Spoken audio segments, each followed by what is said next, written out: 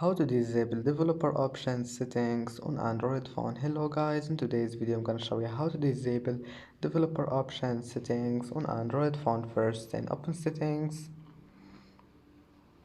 and now just go to developer options, go to system, and here we'll find developer options. Click on it, and here we'll find it. First one, developer options, and you can disable it, and that's it. It's easy.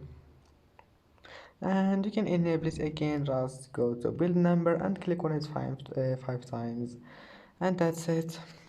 And that's how to disable developer options on any Android phone.